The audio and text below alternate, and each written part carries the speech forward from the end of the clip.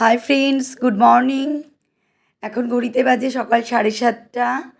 আমি এই morning walk করে আসলাম। এখন আমি চিয়া সিড খাবো। আমার আজকে মর্নিং ওয়াকে যেতে একটু দেরি হয়ে গেছিলো, ওই জন্য আমি চিয়া সিডটা খেয়ে যাইনি, নাহলে আমি চিয়া সিডটা খেয়েই বেরোই।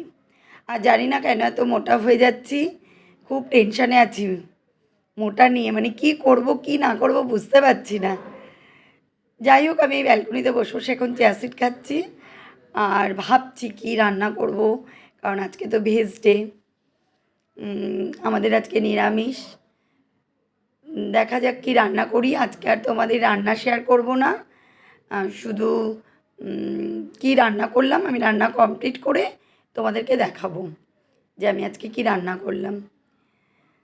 এই চিয়া সিডটা খেতে খুবই আমার ভালো লাগে না, খুব খারাপ লাগে, তাও খাই, কি করব। ঠিক আছে, আমি এখন যাই, আস্তে আস্তে রান্নাঘরে ঢুকি। দেখো আমি রান্নাঘরে চলে এসেছি।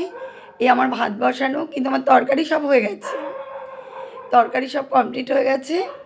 আমি এই কারণ আমার যে হেল্পিং হ্যান্ড ঝুমা, ও তো চলে যাবে, ওই জন্য আমি তরকারিগুলো আগে করে নিয়েছি, ও পরিষ্কার করে দিয়ে ও চলে গেল। এই যে আমি দেখো, এবার আমি কি রান্না করেছি দেখাচ্ছি। এটা হচ্ছে লাউ শাকের চচ্চড়ি, সে কালকে বিনাদিবাড়ি থেকে আনলাম। এটা হচ্ছে ধোকার ডালনা, আলু দিয়ে করেছি। আর এটা হচ্ছে আমের চাটনি। আমার হাজব্যান্ডের আবার চাটনি ছাড়া একদিনও চলে না। এবার এই দুপুরবেলা খেয়ে আমি একটু ঘুমিয়েছিলাম, ঘুম থেকে উঠে আমি মায়ের বাড়িতে গেলাম। ওখানে আমার মাসি মেসো আছে, ওদের সাথে একটু আড্ডা মারতেই গেছিলাম, মাসি মেসোর সাথে গল্প করছিলাম। এটা হচ্ছে আমার বড় মেসো।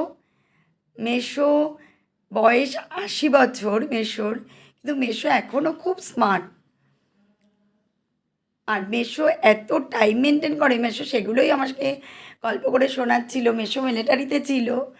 মেসো রাত 9টার সময় ডিনার কমপ্লিট করে রাত 10টার মধ্যে শুয়ে পড়ে। সেটাই বলছিল যে আমি এত টাইম মেনটেন করে চলি, আর তোরা কেন রাত 11টার সময় খাস। হ্যাঁ, আমি মেসোকে সেই নিয়েই আর কি আলোচনা হচ্ছিল। মেসো ভীষণ স্মার্ট, ভীষণ এখনও পর্যন্ত খুব স্ট্রং, আমরাই বরঞ্চ দুর্বল। যাই হোক, আজকের দিনটা এইভাবেই কাটলো। তোমাদের সঙ্গে বেশ কিছু শেয়ার করতে পারিনি।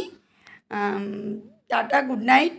আবার কালকে একটা নতুন ভিডিওর সঙ্গে তোমাদের সাথে দেখা হবে।